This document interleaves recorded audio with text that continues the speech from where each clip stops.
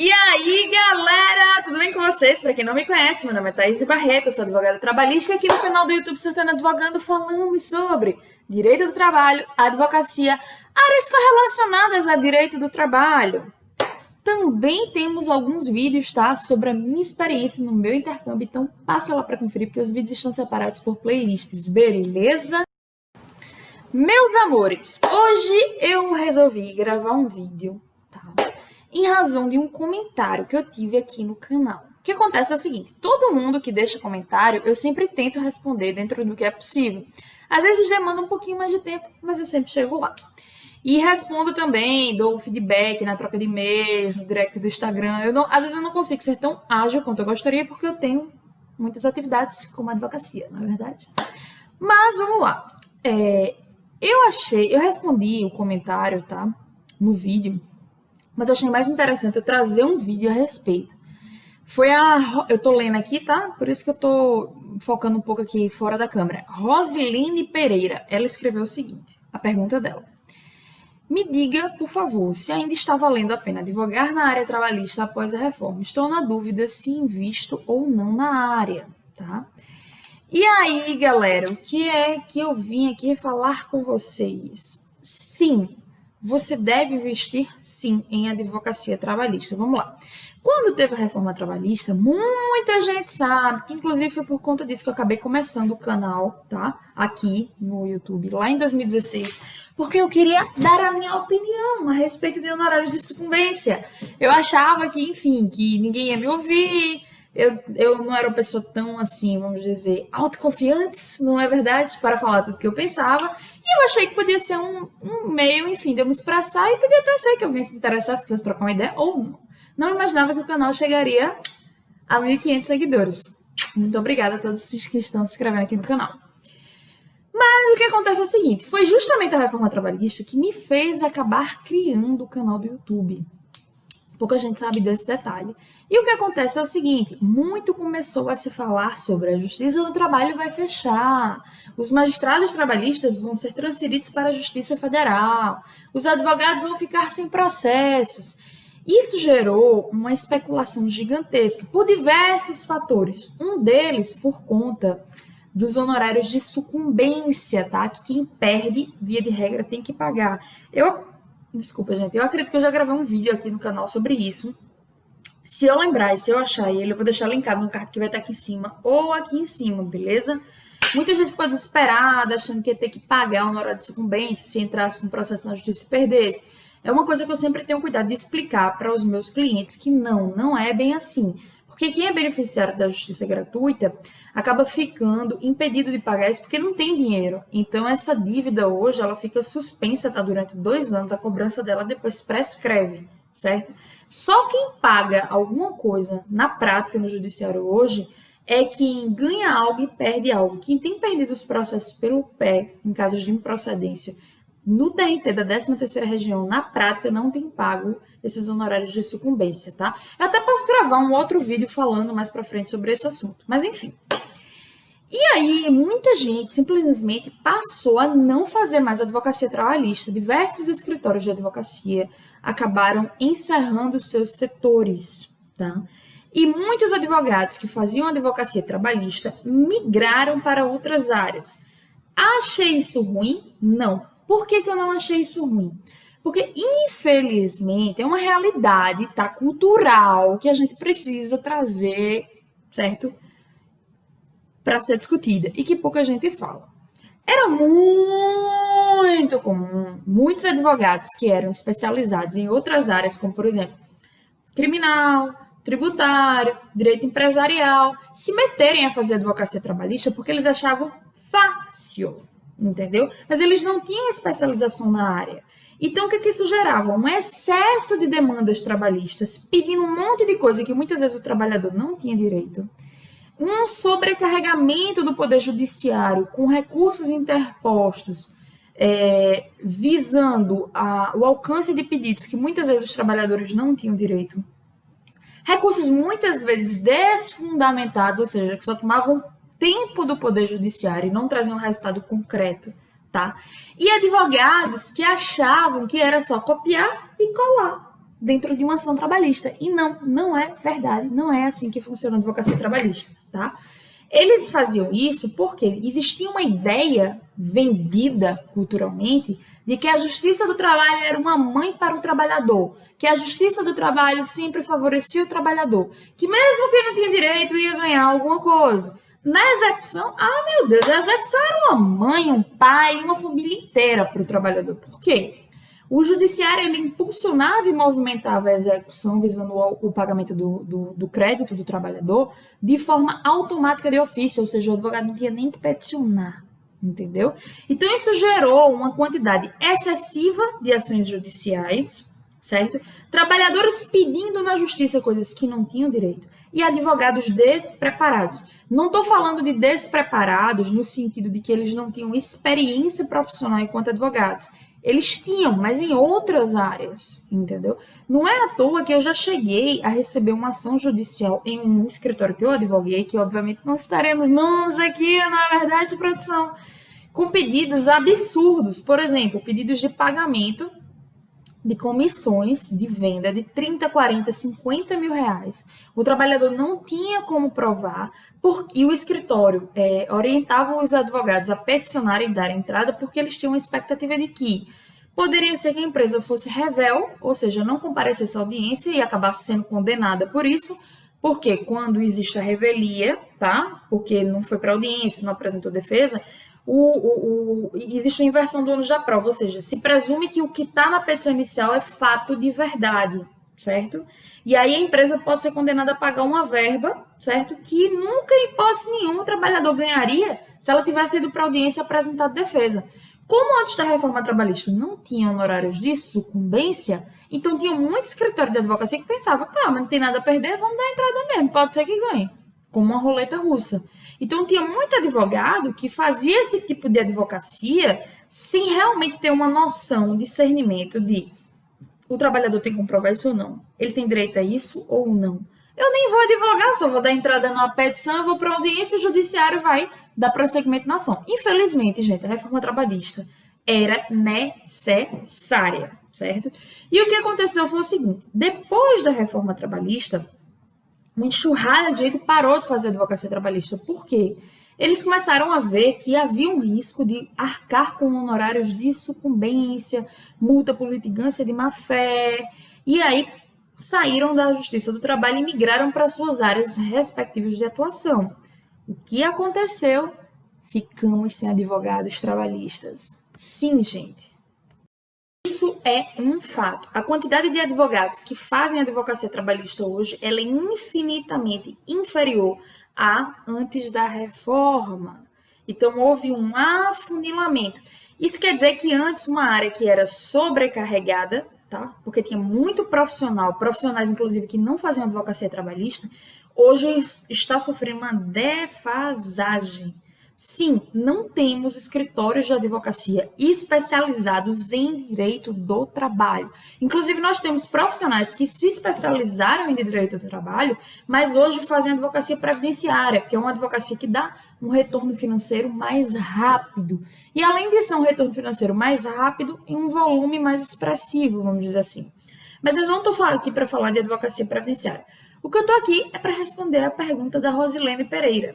Diante desse cenário, dessas explicações que eu acabei trazendo para você, eu digo para vocês, sim, ainda vale a pena fazer advocacia trabalhista, desde que você saiba o que você está fazendo, você se especialize nessa área. Por quê? Hoje a gente tem uma quantidade menor de profissionais atuando, o Poder Judiciário já não é mais tão protetivo, a execução trabalhista ela não corre de ofício, ela não vai ter um prosseguimento por impulso do judiciário. O advogado vai ter que trabalhar em cima. Isso quer dizer que temos que nos especializar mais no processo do trabalho, tá? Para sabermos mais de execução e entendermos mais de recurso de natureza extraordinária. Por quê? Normalmente o advogado trabalhista, como é que ele trabalha? Quando ele trabalha para reclamante, tá? Vamos colocar sobre a perspectiva do trabalhador. Ele vai trabalhar através de um contrato de risco, ou seja, o trabalhador só paga ao final do processo se o advogado ganhar o processo. Entendemos? Isso quer dizer que um processo que foi muito bem instruído na fase de instrução, mas foi julgado improcedente, eu entrei com recurso ordinário, foi negado o provimento ao meu recurso, ou seja, a ação ainda foi julgada improcedente, foi mantida em procedência, eu vou ter trabalhado de graça, porque eu não vou ganhar nada. Então, para que eu ainda tenha a chance de ter um retorno financeiro, eu tenho que tentar reverter a situação lá no Tribunal Superior do Trabalho. Quando a gente estuda um pouquinho sobre o processo de trabalho, a gente sabe que recurso de revista lá no TST não é para discutir justiça de decisão, é para discutir matéria de direito, entendeu? E hoje está muito mais afunilada as hipóteses de cabimento de revista. Além das hipóteses de cabimento de revista terem que ser muito bem trabalhadas e demonstradas dentro do recurso, a gente ainda lida com uma questão muito subjetiva, que é a questão da transcendência do recurso. Ou seja, eu vou ter que mostrar que esse recurso ele tem uma transcendência do ponto de vista político, jurídico, econômico e social, tá? Ou seja, ele tem um valor, vamos dizer assim, entendeu? Social, jurídico, político e econômico. Se você quiser entender sobre esse assunto, clica no card que vai estar aqui em cima, tá? Ou aqui em cima, onde eu gravei um vídeo completaço só sobre transcendência de recurso de revista. Beleza? Então, assim, isso exige mais estudo do advogado. E outra coisa, a coisa está complicando um pouquinho mais, porque além de tudo, agora vai ser obrigatório a utilização do PJE-Calc. A gente sabe o seguinte, que as ações hoje, elas são propostas na justiça através do processo judicial eletrônico, tá? Através do sistema do PJE. E o que é que acontece? Tem um sistema chamado PJE-Calc, que ele é utilizado pela Justiça do Trabalho para elaboração de cálculos na fase de liquidação de sentença.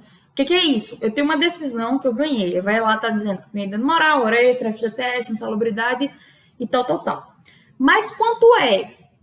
Nem sempre a sentença é líquida. Quando entra na fase de execução, aí o contador, a contadoria judicial lá da Justiça do Trabalho, utiliza esse sistemazinho, o PJE-Calc, para fazer o cálculo de liquidação da sentença, tá? A sentença pode até ser líquida no final, mas ele vai utilizar essa planilha de cálculo desse programa, entendemos? E agora o que é que acontece? Está existindo, quase que eu travei agora, uma exigência de que as ações na Justiça do Trabalho sejam propostas com a utilização do PJE-Calc. Ou seja, o advogado ele não pode mais apresentar cálculos de forma estimativa na reclamação trabalhista. Ele vai ter que apresentar a planilha de cálculo desse PJE-Calc. Entendemos? Inclusive a OAB está brigando em cima disso aí para que a gente não tenha, né, essa exigência, porque é um programa complexo, trava muito. Então, assim, não existe um motivo do porquê que o advogado tem que liquidar através dessa plataforma. A exigência da norma legal é que ele apresente o valor quantificado do pedido e não que ele faça dessa forma, utilizando essa plataforma. Mas, enfim, por conta da pandemia, tá? Houve um atraso, vamos dizer assim, uma determinação, uma dilação de prazo para a utilização desse programa, provavelmente a partir do próximo ano. Estava previsto agora para julho, mas não vai ser mais, tá? Por conta da pandemia. Então, assim, isso exige mais aprofundamento, entendeu? Em direito do trabalho, em processo do trabalho. O advogado agora vai ter que aprender a mexer com plataforma eletrônica. Ele tem que estudar processo civil e processo do trabalho para ele saber de execução trabalhista, tá? Eita, desculpa, gente, eu não estava dando tempo para ninguém, eu juro. Para entender de execução trabalhista, porque pouquíssimas pessoas entendem de execução trabalhista. E é muito comum, hoje em dia, principalmente depois da reforma trabalhista, que não tem mais o impulso da execução por determinação do judiciário, o advogado é que vai ter que ir atrás do crédito, uma dificuldade muito grande de se alcançar a verba, de se conseguir o dinheiro que o trabalhador ganhou, porque o advogado não entende de execução trabalhista, ele não sabe o que é que ele pode pedir, o que é que ele não pode pedir, qual é a ordem de penhora, qual a ordem de bloqueio e tudo mais. Então, para isso, ele vai ter que utilizar muito o CPC, embora exista também uma parte da execução trabalhista que é prevista dentro da CLT. Tem um link que eu vou deixar no card aqui em cima ou aqui em cima, onde eu falo o que fazer na execução trabalhista. Foi um caso recente que eu trabalhei agora durante o período da pandemia. O juiz estava indeferindo uma penhora, tá? Dizendo que por conta da pandemia o empregador tinha que ter o direito de recuperar o dinheiro dele, os ativos dele e tal, até a retomada, a reabertura do mercado. e ele queria indeferir a penhora. Aí eu entrei com mandado de segurança, consegui uma liminar, o juiz foi obrigado a fazer a penhora e, inclusive, só um update a esse vídeo, conseguimos bloquear R$ 4.000 na conta do empregador, ok? Então isso mostra que se você não entender um pouco de execução trabalhista, um pouco de processo do trabalho e processo civil, você vai ficar perdido. Beleza, galera? Então, galera, o que acontece é o seguinte. Está faltando profissional no mercado, nesse sentido, depois da reforma trabalhista, entendeu? Pelo menos então, voltando, tá, ao assunto. Então, sim, a gente precisa de profissionais fazendo advocacia trabalhista. Hoje o mercado não está mais tão saturado quanto antes. Pelo contrário, mercados que poderíamos dizer que encontram-se saturados seria direito previdenciário e direito penal. E mesmo assim ainda tem muito campo de atuação e muita vaga, entendeu? Na advocacia trabalhista também. A diferença é que agora o trabalho não é mais tão fácil quanto era antes, tá? Porque agora o advogado ele vai ter que ser mais educado, ele vai ter que ter mais conhecimento, ele vai ter que ter mais especialização e ele vai ter que trabalhar mais. Porque ele não pode mais ficar esperando que o judiciário e o juiz impulsionem a execução do processo. Entendemos? Isso quer dizer que ainda vale a pena fazer advocacia trabalhista. Se não fizesse, eu não faria. Mesmo que, eventualmente, se chegasse a uma situação crítica, onde o governo decidisse encerrar as atividades do Tribunal Regional do Trabalho, da Justiça do Trabalho, o que, inclusive, assim, é uma crítica que a gente faz que eu acho que jamais deveria ocorrer, porque é uma justiça extremamente funcional e especializada e muito mais rápida do que a justiça comum, do que a justiça estadual habitual, entendeu?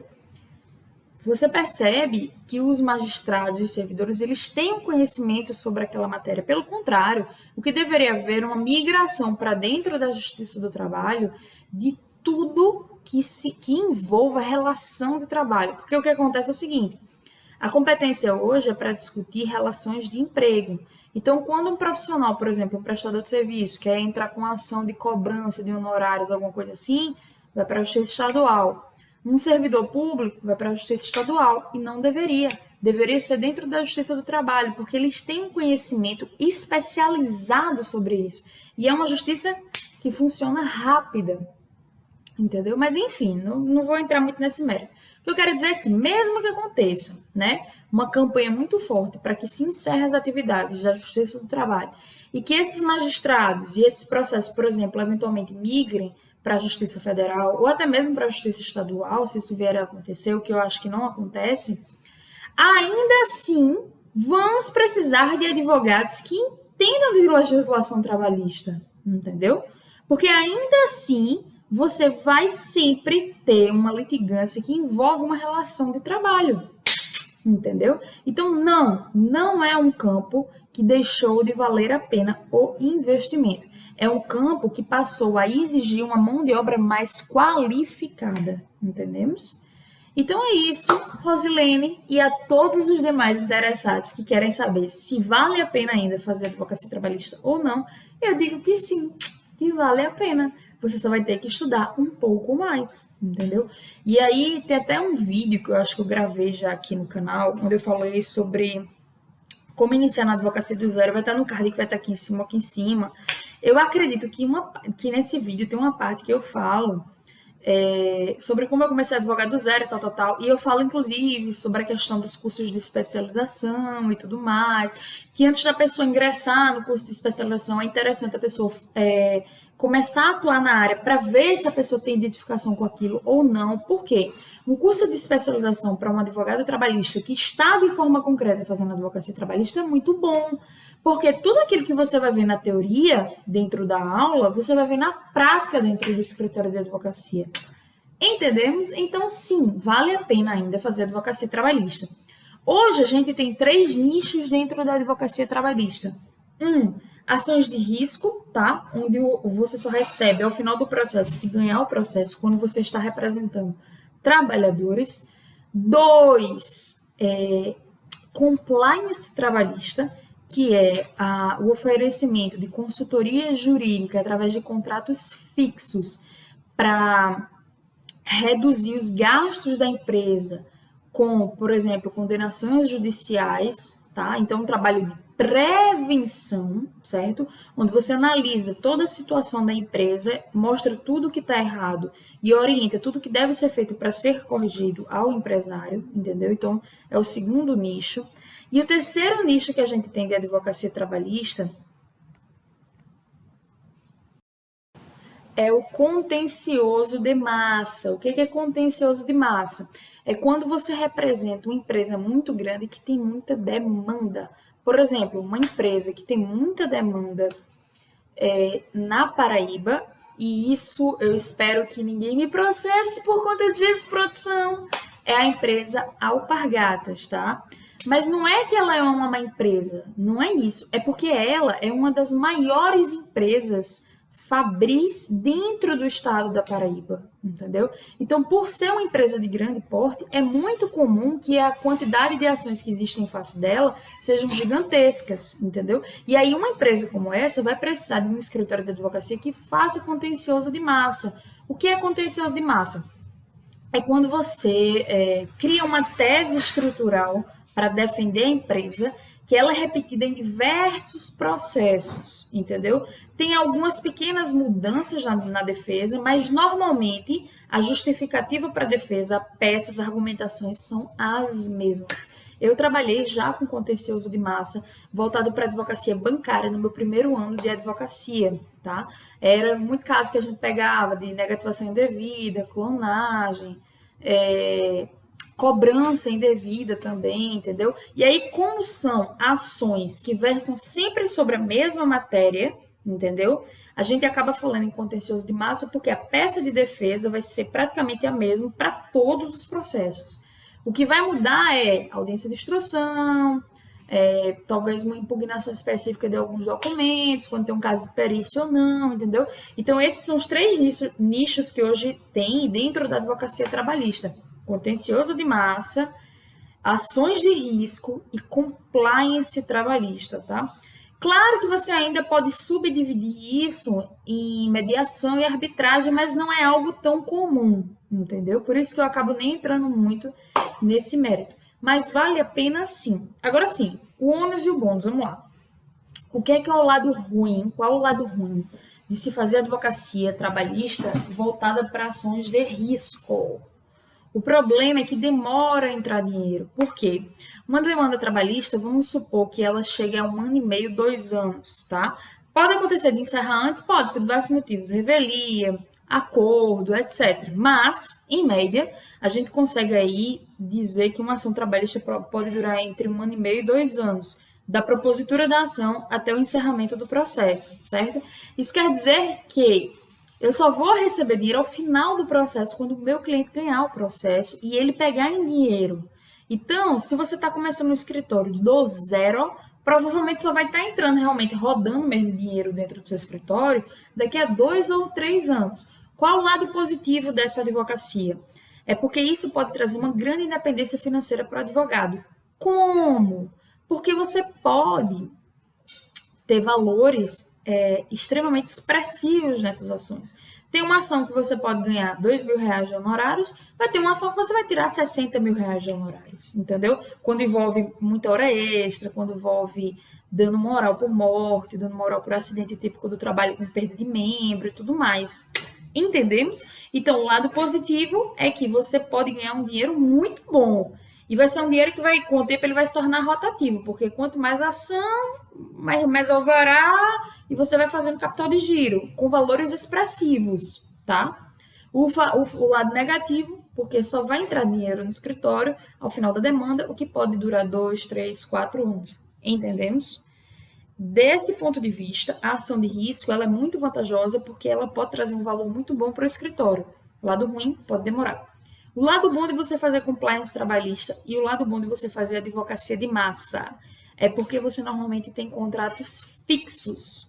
Então, com contrato fixo, fica muito mais fácil você manter o seu escritório de advocacia, entendeu? Não vai ser aquela situação de vou vender o almoço para comprar o jantar. por conta disso, porque você vai ter um fixo. O grande problema de você ter um valor fixo para manter o escritório, quando você tem contratos empresariais, é porque você sempre vai receber só aquele valor, entendeu? E assim, os clientes eles não querem fazer reajustes de honorários contratuais de forma anual, principalmente agora diante desse cenário de pandemia que está todo mundo passando por crise, entendeu? Pelo contrário, o que tem acontecido muito é escritório de advocacia perdendo contrato de empresa que está fechando as portas, entendeu? Então, assim, outro ponto, você pode dizer, Thaís, mas dá para equilibrar um contrato de empresa com ações de risco? Dá, desde que não haja um conflito de interesse. Mas normalmente, quando o advogado ele fica muito conhecido por fazer advocacia trabalhista voltada para a empresa, normalmente, tá? Ele não associa a advocacia dele a ações de risco. Por quê? O cliente empresarial, ele não quer que o advogado esteja advogando para trabalhador. E o trabalhador, ele fica suspeito quando ele vê o advogado advogando para empresários. Mas pode sim acontecer, tá? De preferência, você mantendo uma certa discrição e separação, individualidade nas cartas de clientes. Beleza, galera? Então, sim, vale a pena investir na advocacia trabalhista, tá? Estuda, investe nisso e eu espero que você se torne um colega de profissão, beleza? Dá like nesse vídeo, compartilha nas redes sociais para ajudar outras pessoas a entenderem sobre a importância da advocacia trabalhista depois da reforma trabalhista, beleza? Se inscreve aqui, aperta o sininho que toda vez que tiver vídeo novo vocês vão ser notificados e eu vejo vocês em breve. Tchau!